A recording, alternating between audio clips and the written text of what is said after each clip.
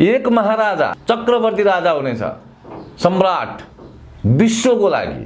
अब यहाँनिर के छ भने महाराजा प्रकृतिले छानिएको, जसले नेचरलाई बुझेको छ, जसले ब्रह्मालाई दर्शन गरेको छ, जानेको छ, बुझेको छ, जसले विष्णुलाई जानेको छ, देखेको छ, बुझेको छ, जसले शिवलाई शैवलाई जानेको छ, बुझेको छ। र अर्को कुरा पनि हुन्छ, जस्तो उसले म पूर्व जन्ममा को थिएँ भन्ने कुरा पनि थाहा भएको, अब आउने जन्म मेरो के हुन्छ भन्ने थाहा भएको, र यो जन्म केका लागि आए भन्ने पनि थाहा भएको व्यक्ति हो क्या। पृथ्वी लोकमा यो गर्न पठाएको हो, भविष्यमा गएर म राजा बन्नेछु, उसलाई थाहा हुन्छ सबै कुरा?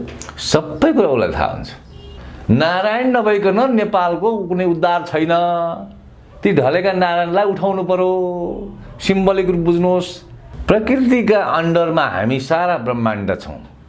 यी सबै स्क्रिप्टेड कुराहरू, पहिल्यै तय भएका कुरा हुन्। ईश्वरीय सत्ता त दौडिरहेको छ। अब जति रूपमा चाहिँ यहाँसम्म संसारमा समस्या हुन्छ त्योभन्दा 4 कदम दौडिरहेको छ। अब यो सारा दैवको खेल हो क्या, उनीहरूको खेल होइन कि हो।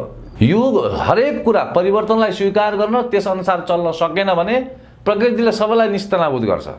हिजो त्यही परिवर्तनलाई स्वीकार गर्न नसक्दाखेरि भीष्म लडिरहनु भएको छ। के हेर्छ त्यसोमा? अब सद्गुरु गोरखनाथ, जगत पिता, जगत आमा, गोरख अधिराज्य नेपालबाट राज्य सञ्चालन सम्बन्धी जुन नयाँ युगको एउटा परिकल्पना जुन गरिएको छ, त्यो कल्पना होइन, त्यो सत्य कुरालाई उजागर गर्न खोजिएको कुरा हो।